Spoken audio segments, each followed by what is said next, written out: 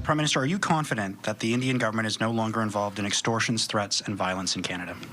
Well, the first thing to say is that our approach to foreign interference, to transnational repression, to extortion, the crime of extortion, in all cases, is one of vigilance and engagement.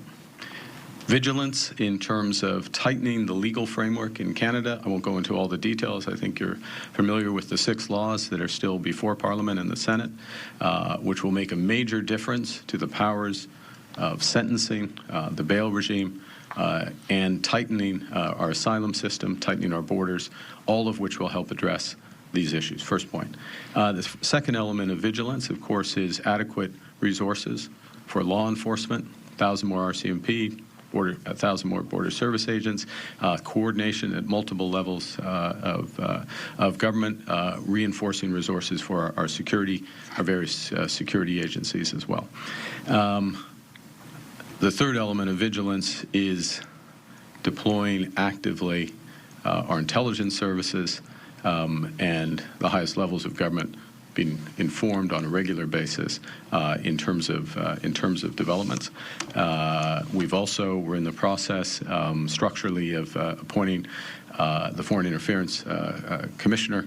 We proposed an individual who was the former electoral officer of British Columbia. We're consulting with the opposition parties to move forward on that. So all of those are structural. Then it comes to a question of engagement. And engagement, to engage, you have to be able to talk to countries where there have been issues, and to raise issues, including at the highest levels, to ensure that the cooperation is there, whether it's extortion or some other form of cross-border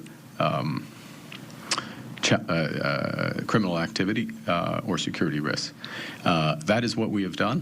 From the moment that we reestablished a dialogue at the leader level with India, almost immediately, we had meetings with our national security advisors. They've been followed up on multiple occasions. We've reestablished national security cooperation. We've reestablished defense. We're reestablishing defense cooperation and sharing of information. In the meetings of ministers, including the foreign minister, these issues have been raised.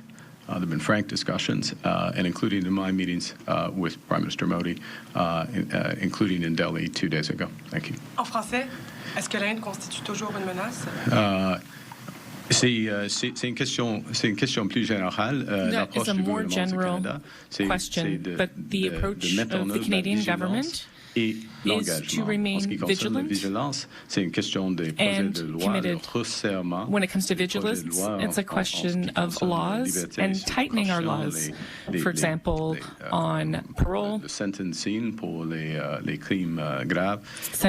serious crimes, strengthening the RCMP, and strengthening our border agencies. And we have done that. We've already done all of that.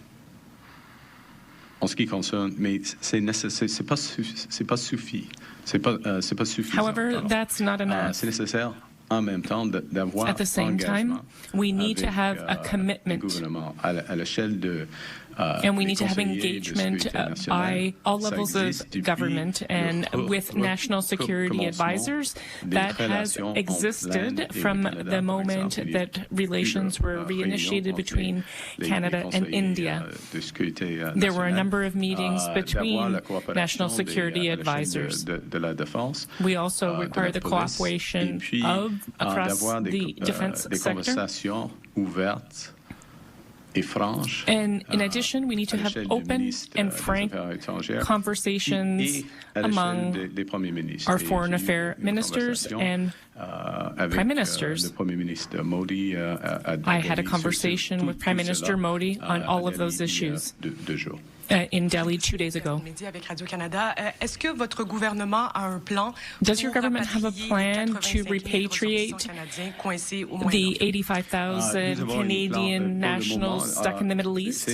For the time being, that is also a question of engagement. We are engaging with the governments in the Middle East, governments in the Gulf, and we are having conversations myself with my counterparts.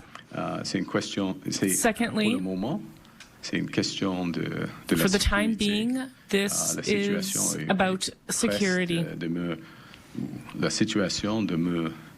The situation at this point is too dangerous. It's too dangerous to have a large-scale repatriation across the region.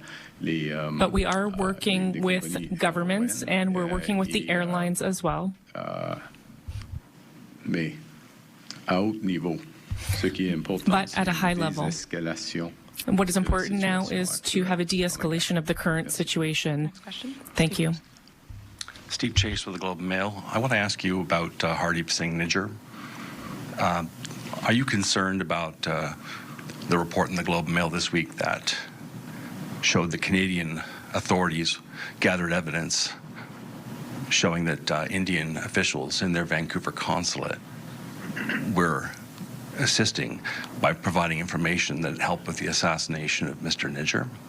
And I want to ask you about your predecessor said there was credible allegations of a link between the Indian government and Canada. Do you agree with that assessment? And finally, what are you doing? Sorry, could you, the full quotation that you're using, I think you cut it off. Your predecessor said in the House of Commons that there were credible allegations of a link between the government of Canada, government of India, and the death of Mr. Nijjar. Do you agree with that assessment? And finally, what is the government doing to hold India accountable for the death of Mr. Nijjar? So all of those questions fall under,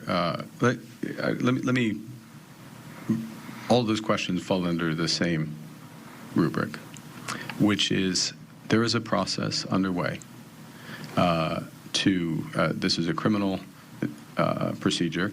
There's a process underway.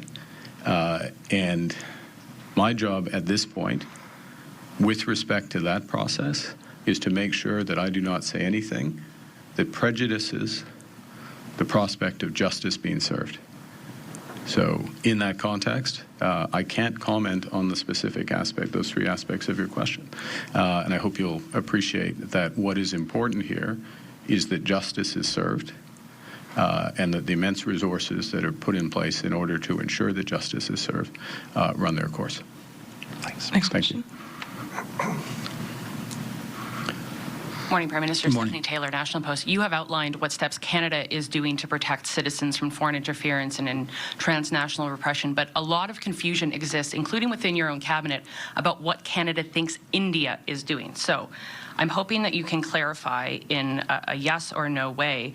Do you agree with your own government official, yes or no, who suggested India is no longer actively interfering in Canada's democratic process and that Indian agents are no longer involved in murders and extortions within Canada? Yes or no? Well, I'm not sure that's an exact quote. That is what he suggested.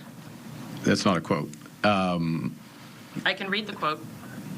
I think, we can debate whether you had a discussion that was not for quotation, but if you want to read a quote from something that's not for quotation. These are the words I would use, and it's important. I would not use those words, okay? First point. Secondly, our approach, as I said in response to the first question, is one of, the second question, is one of vigilance and engagement. And we have made progress, but regardless of the progress that has been made, it is our responsibility to have both aspects. First and foremost, to be vigilant.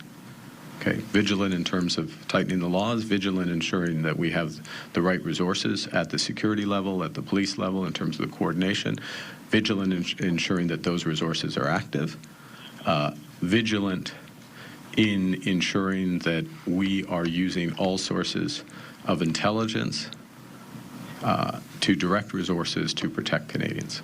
And then alongside that, to be engaged with countries so that if and when there are issues or even a sense of issues that we are raising them, engagement at the level of national security, engagement at the level of defense, engagement at the level of police, engagement at the political level.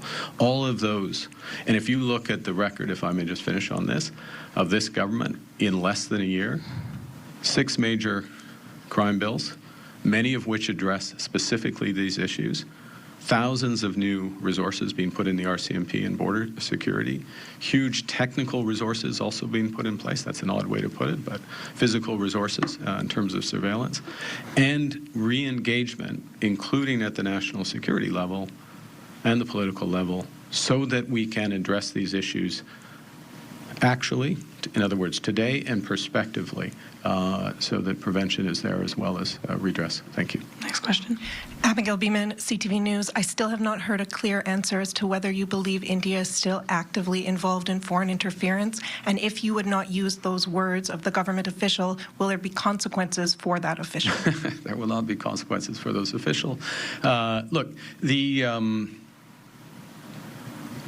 there are, in terms of vigilance and monitoring, which we do actively and on which I receive regular briefings, there are aspects of those briefings that I can't share in public, and I'm not going to betray them. I will tell you that there is progress on these issues, and that progress is a product, in my judgment, it's a product of the resources we're putting in. It's a product of the clarity of our position. We will not tolerate foreign interference, transnational repression by anyone. And I stress, by anyone. There's a wide range of countries who make these efforts from time to time. And we will call it out and we will engage with it in a way that is as effective as possible to protect Canadians, and that's what we're doing.